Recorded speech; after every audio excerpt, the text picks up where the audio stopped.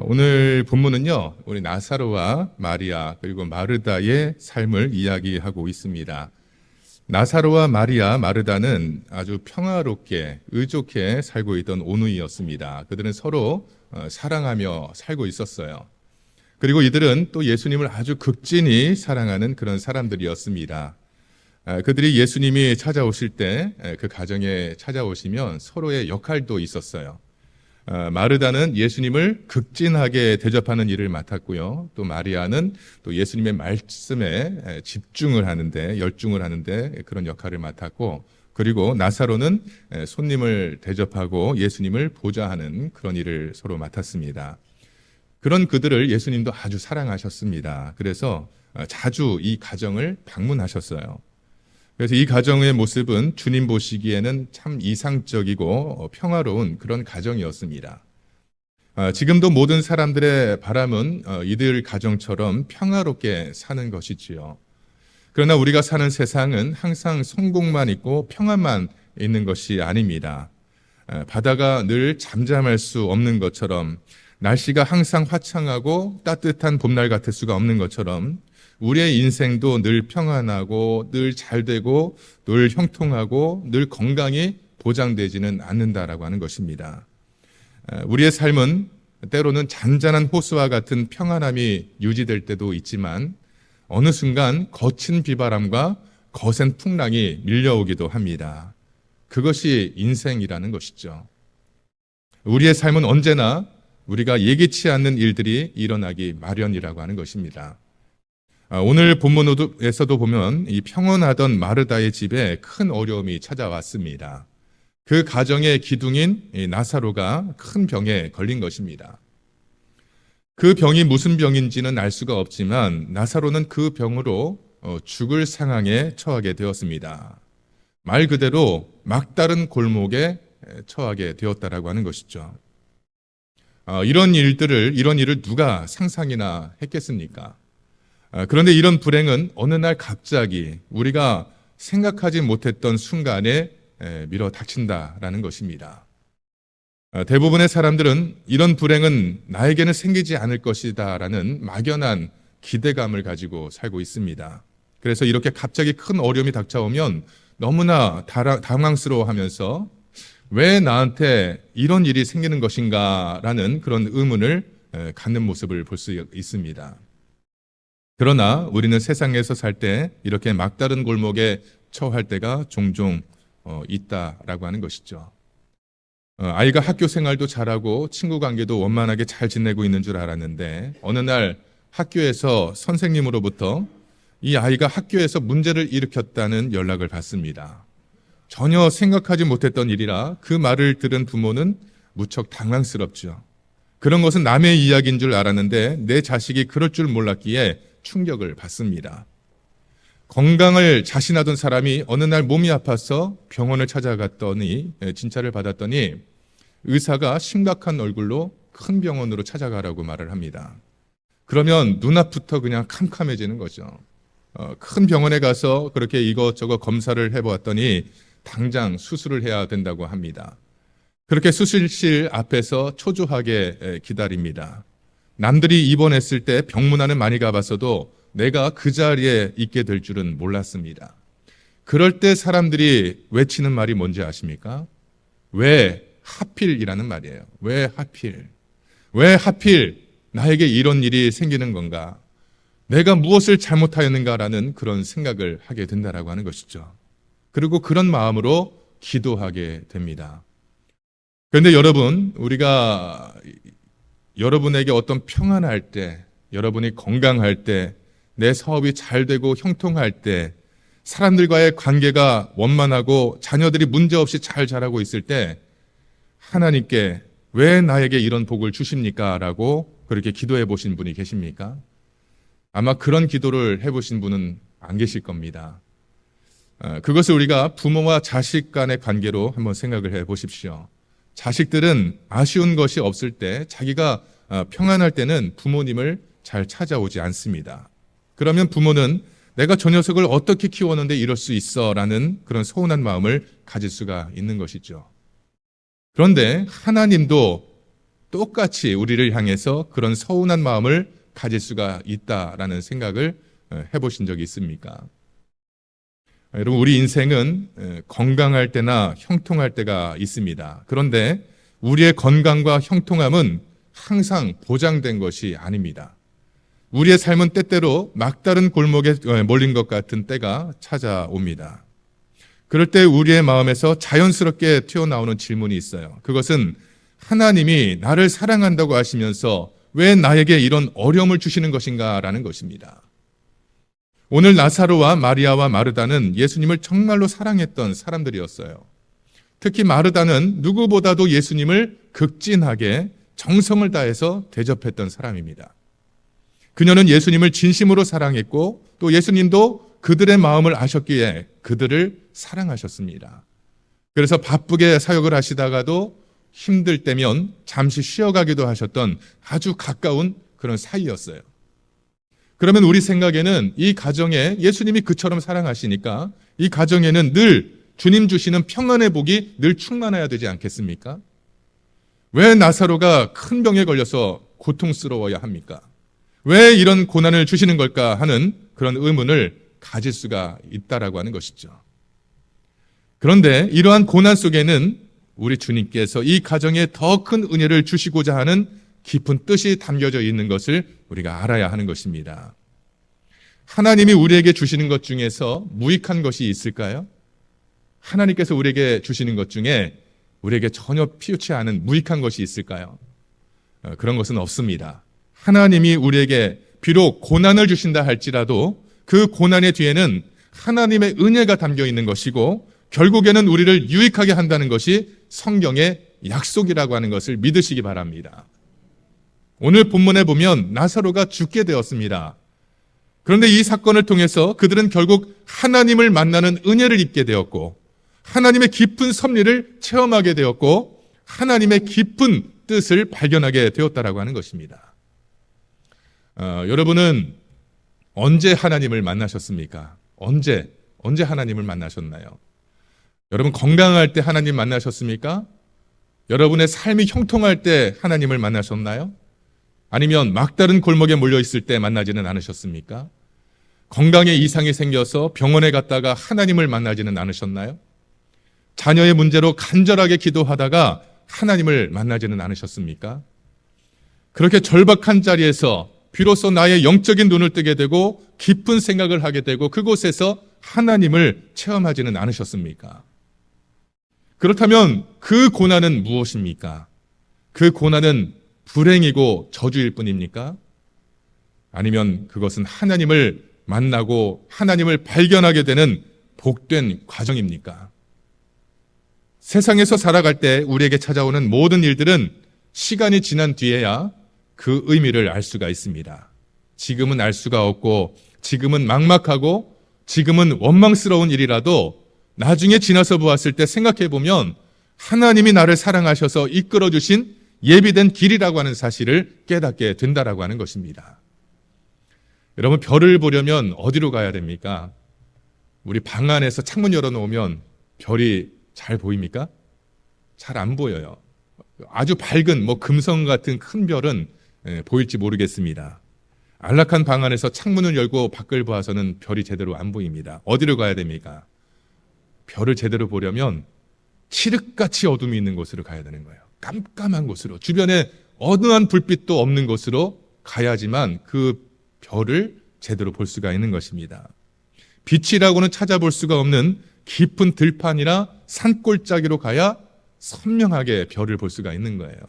거기에는 그냥 한두 개 반짝이는 별들만 보이는 것이 아니라 하늘에서 쏟아져 내리는 은하수가 보이고 꼬리를 길게 하고 늘어뜨리고 떨어지는 별똥별 별도 볼 수가 있다라고 하는 것입니다. 그렇게 깜깜한 곳에 있어야, 칠흑같이 어두운 곳에 있어야 높은 하늘이 보이는 것이고 별이 빛나는 모습이 보이는 것이고 넓은 우주가 보이게 되는 것입니다. 그 자리가 바로 하나님께서 우리를 초대하시는 자리라고 하는 것입니다. 사울은 그리스도인들을 박해하기 위해서 다메섹으로 가던 길에 그가 그토록 박해하던 예수 그리스도를 만났습니다. 모세는 호렙산 떨기나무에서 하나님을 만났습니다. 아브라함은 모리아산에서, 요셉은 감옥에서, 다윗은 골리앗과 맞서는 위기의 순간에 역사하시는 하나님을 만났다라고 하는 것입니다. 여러분이 평안한 자리에서 하나님을 만났다면 그것은 더 큰 하나님의 은혜인 줄로 알고 감사하시기를 바랍니다. 그것은 정말로 특별한 하나님의 은혜인 것입니다. 요즘 사람들은요, 정신없이 바쁘게 살고 있습니다. 뭐가 그렇게 바쁜지 빨리빨리라는 말이 우리 입에 입버릇처럼 되었어요. 그래서 해외에 어떤 유명한 관광지에 가면 한국 사람이 음식을 시키면 빨리빨리라고 그냥 먼저 얘기를 하는 거예요. 빨리빨리 갖다 주는 게 그 사람들이 한국 사람을 대하는 그런 모습이 되었다는 것이죠. 그렇게 빨리빨리를 외치면서 살다 보니까 예배의 중요성을 알지 못하고 하나님을 잊으면서 살아갈 때가 많다라는 겁니다. 그렇게 우리 특히 한국 사람들은 성격이 급해서 그런지 뭐든지 빨리빨리 해야 됩니다. 뭐든지 해치워버리는 문화가 있어요. 해치운다는 게 뭡니까? 빨리 해서 치운다는 것이죠. 핸드폰이나 컴퓨터 같은 것들은 1년이 못 되어서 새 모델이 나옵니다. 자동차는 3년이면 새 모델이 나오고요. 예전에는 TV나 냉장고 같은 가전제품들은 보통 10년 이상 쓰던 것이 우리 10년 동안 정도는 썼던 것들이었는데 요즘은 고장이 나면 부품이 없어서 그냥 다시 사야 된다는 거예요. 그래서 요즘 사람들은 무엇이든지 이렇게 바꾸어 버리는 것에 대해서 굉장히 익숙합니다. 바꾸자는 말을 잘해요. 정권이 바뀌면 정책을 잘 펼쳐나갈 수 있도록 조금 지켜볼 줄도 알아야 되는데 몇 달도 안 돼서 바꾸라고들 난리들입니다. 축구 감독이 바뀌면, 축구 대표팀 감독이 바뀌면 몇 경기라도 이렇게 치르고 난 다음에 이야기를 해야 되는데 한 경기라도 지거나 마음에 들지 않으면 감독부터 바꾸라고 난리들을 치는 거예요. 그런데 문제는 이런 의식을 가지고 살다 보니까 내 주변에 있는 소중한 가치들도 쉽게 바꾸게 된다는 겁니다.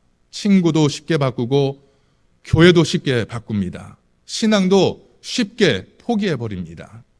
그러다 보면 결국 그의 인생은 막다른 길에 몰리게 된다라고 하는 것이에요. 어느 날 나사로가 죽었습니다. 그 가정이 막다른 길에 몰린 것입니다. 전혀 상상하지 못했던 일이 벌어진 것입니다. 우리에게는 예수님이 계시니 안전하다고 생각했는데 이런 일이 생겼습니다. 그런데 인생의 막다른 길은 사람에게 여러 가지 생각을 하게 하는 장소입니다. 그것은 사람의 눈을 뜨게 합니다. 그곳에서 하나님은 믿음의 사람을 훈련시키십니다. 그러므로 인생의 고난이 있는 곳은 영적인 훈련소가 된다라는 것입니다. 훈련소라고 하는 것은 어떤 것입니까? 그동안 우리가 알지 못했던 새로운 세계에 대한 눈을 뜨게 하고 경험을 하게 하는 곳입니다. 사람들은 그곳에서 새로운 깨달음을 얻게 되고 새로운 질서를 알게 되고 또 새로운 차원의 경험을 하게 된다라고 하는 것이에요. 그래서 그곳에서 자기의 모습을 돌아보게 되고 또 새로운 모습으로 변화되는 것입니다. 그것이 훈련소라고 하는 것이죠. 그리스도인들도 인생의 막다른 길에 있을 때 그곳에서 훈련을 받으며 새로운 것을 깨닫고 보고 느끼고 체험을 하게 되는 것입니다. 그래서 새로운 인생으로 거듭나는 중요한 계기가 되는 것입니다. 하나님은 왜 우리들을 막다른 길로 보내셔서 우리를 훈련시키시는 걸까요? 거기에는 이유가 있습니다. 오늘 본문을 보면 하나님의 생각과 우리의 생각이 얼마나 다른지 말씀해주고 있습니다. 지금 나사로가 죽어가고 있어요. 그래서 마르다는 요단에서 사역 중이신 예수님에게 급히 사람을 보내서 빨리 오시라고 연락을 합니다. 마르다가 이처럼 예수님에게 빨리 오시라고 당당하게 연락할 수가 있었던 것은 그가 그만큼 예수님하고 가깝다고 생각했기 때문이라는 거예요. 그래서 자기가 연락을 하면 예수님께서 서둘러서 빨리 오실 것이라고 생각했던 것입니다. 우리들에게도 이런 당당함이 있습니다. 그래서 우리가 기도할 때, 하나님 앞에 기도할 때 어떻게 합니까? 지금 당장, 지금 속히 응답해달라고 조르면서 기도할 때가 많이 있다라고 하는 것이죠. 왜 그렇습니까? 그것은 내가 열심히 교회에서 봉사도 했고 또 예배도 열심히 드리고 헌금 생활도 열심히 드렸기 때문에 나는 그럴 자격이 있다라고 생각하기 때문이라는 거예요. 그런데 오늘 본문을 보면 이러한 신앙의 태도가 잘못되었다라는 점을 알 수가 있습니다.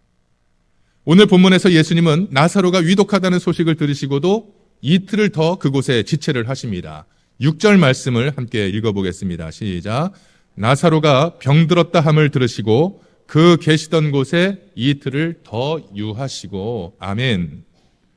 자, 예수님께서 그렇게 이틀 동안을 지체하시던 바람에 나사로가 죽어버렸어요. 이것은 그들의 바람, 그들의 기대가 전혀 아니었습니다. 지금 예수님 계시는 곳은 요단강 주변입니다. 베다니에서 이 요단까지는 하루길 걸리는 거리예요.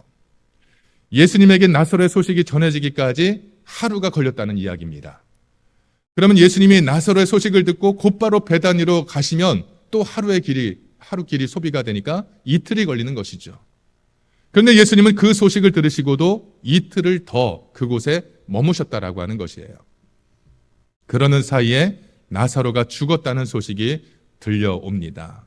그런데 그때 예수님의 반응이 참 놀랐습니다. 15절에 보시면 내가 거기 있지 아니한 것을 너희를 위하여 기뻐하노니 이는 너희로 믿게 하려 함이라, 이렇게 말씀하셔요. 이게 무슨 말씀입니까? 예수님께서 지체하신 이유, 예수님께서 늑장을 부리신 이것은 다 이유가 있었다라는 것입니다. 그렇게 늦게 예수님이 베다니에 도착했을 때 마르다는 예수님을 맞이하면서 주님이 계셨더라면 죽지 않았을 것입니다라고 말을 합니다. 이 말은 나사로의 소식을 들으셨으면서 왜 이렇게 늦게 오셨습니까? 라고 예수님을 원망하고 있는 말이에요. 이 말씀을 묵상하면서 저는 우리가 신앙생활을 할 때 반드시 알아야 될 중요한 사실을 깨달았습니다. 그것은 나의 시간표가 있는 것처럼 하나님의 시간표가 있다라고 하는 것입니다. 하나님은 이 세상을 향한 시간표가 있으시고 섭리의 시간표가 있으시고 또 내 인생을 향한 시간표가 있다라고 하는 것이에요. 그런데 그 시간에 대한 생각은 우리의 생각과 다르다라고 하는 것입니다. 내 시간표로 보니까 지금은 응급한 상황인 거예요. 그래서 다급합니다. 주님이 빨리 오셔야 됩니다.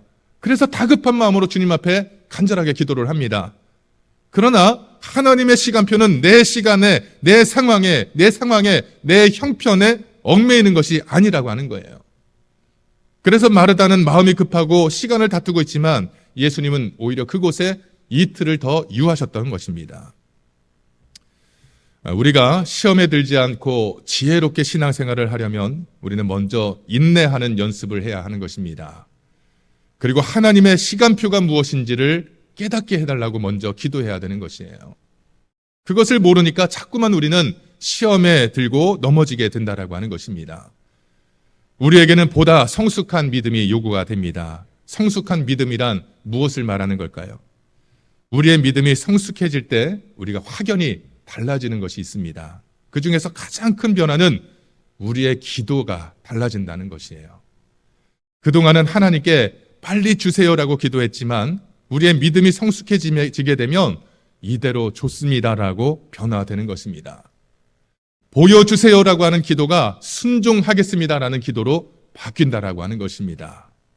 여기서 더 성숙한 믿음으로 발전하게 되면 주님 앞에서 안다라는 기도가 아니라 이제는 주님의 뜻에 모든 것을 맡기겠습니다라는 기도로 바뀌게 되는 것입니다. 그때 비로소 그동안 꼭 쥐고 있던 것들을 놓을 줄 알게 되고 순종할 줄 알게 되고 기다릴 줄 알게 되는 것입니다. 예수님이 늦게 베다니에 도착하셨을 때 마르다는 예수님이 늦으실 것이라는 생각을 하지 못했어요. 예수님이 마르다의 시간표에 맞춰서 급하게 움직여 주실 것이라고 생각을 했습니다. 그러나 예수님의 시간표는 달랐습니다. 예수님은 늦게 가셔야 됐습니다. 예수님이 늦으셔야 나사로가 죽기 때문입니다. 나사로가 죽어야 나흘 후에 살아나는 기적을 보게 되기 때문입니다. 나사로가 죽어야 병을 고쳤을 때의 기쁨보다 죽은 지 나흘 만에 살려냄을 받는 더 큰 감동을 얻게 되기 때문입니다. 나사로가 죽어야 그곳에 모인 사람들이 부활을 목격하고 체험할 수가 있기 때문이라고 하는 것입니다. 그래서 예수님이 그 말씀을 하시는 거예요. 예수님께서 이르시되 나는 부활이요 생명이니 나를 믿는 자는 죽어도 살겠고 무릇 살아서 나를 믿는 자는 영원히 죽지 아니하리라. 아멘. 여러분, 하나님께서 우리를 인생의 막다른 골목으로 인도하시는 이유를 아시겠습니까? 평온한 자리에 있을 때는요, 기적이 일어나지 않습니다. 기적이 필요가 없어요. 우리가 평온한데 무슨 기적이 필요하겠습니까? 평온한 자리에 있을 때는 하나님이 오셔도 사람들이 하나님을 알지를 못합니다. 그래서 하나님은 막다른 길에 몰려 있을 때 오시는 것입니다. 하나님이 내 운명의 최종적인 책임자이신 것을 여러분 믿으시기를 바랍니다. 그렇다면 내 인생, 내 운명을 온전히 하나님께 맡겨야 되는 것입니다. 그리고 그 결과를 인내하며 기다릴 수 있어야 합니다. 그럴 때 우리에게서 나오는 기도는 주님의 뜻대로 모든 것을 맡기겠습니다라는 기도인 것입니다. 그때 우리는 지금까지 손에 꼭 쥐고 있던 미련들과 집착과 욕망들을 다 내려놓게 되는 것입니다. 그리고 하나님의 뜻을 기다리게 되는 것입니다. 그래서 아브라함이 꼭 쥐고 있던 아들의 손을 놓고 그 이삭을 바칠 수가 있었던 겁니다. 그런 마음의 결단이 없었다면 이삭을 바친다라는 것, 그것은 어림도 없는 일인 거예요. 흉내도 낼 수가 없었을 것입니다. 그런 다음에 아브라함은 기다렸습니다. 그 결과로 아브라함의 믿음은 하나님의 인정을 받게 되었고 그가 복의 근원이 되는 영광을 얻게 되었다라고 하는 것입니다.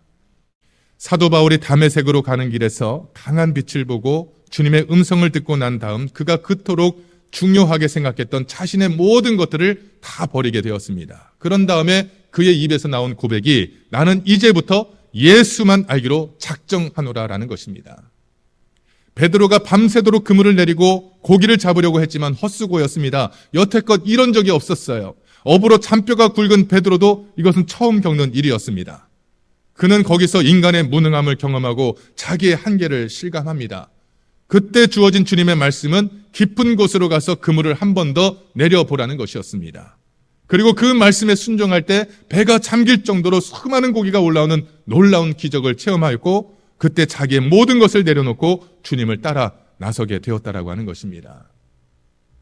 여러분, 우리는요, 교회에서 일을 많이 하는 것보다 왜 그 일을 해야 되는지를 먼저 알아야 하는 것입니다. 그리고 그보다 먼저 우리는 하나님을 더 잘 믿는 연습을 해야 되는 것이에요. 그게 우리에게 충분하게 연습이 되고 내가 믿음이 더 성장했을 때 그 믿음 가지고 일을 해야 되는 것입니다. 그래야 그 일에 실패가 없는 것이고 다툼이 없는 것이고 서로가 화합해서 하나의 마음으로 하나님의 뜻을 이루어갈 수가 있는 것입니다. 하나님을 더 깊이 알고 하나님을 더 깊이 믿게 되면 그때 우리의 입에서 나오는 고백은 주님의 뜻에 맡기겠습니다라는 것입니다. 그때 비로소 우리들도 아브라함처럼 나에게 가장 소중한 것을 주님 앞에 드릴 수가 있는 것이고 바울처럼 모든 일에 주님을 앞세우는 삶으로 나아갈 수가 있는 것이고 베드로처럼 그물을 버리고 주님을 따라가는 순종의 삶으로 변화될 수가 있는 것입니다. 여러분, 하나님을 더 믿으시기를 바랍니다. 하나님을 더 믿되 더 잘 믿으시기를 바랍니다. 그 믿음을 통해서 하나님의 뜻을 발견하고 하나님이 우리를 얼마나 사랑하시는지를 깨닫고 또 주님의 그 깊은 뜻에 따라서 주님의 시간표에 따라 우리의 인생을 인도하시는 그 하나님을 만나게 되는 그런 저와 여러분 되시기를 주님의 이름으로 축원을 드립니다.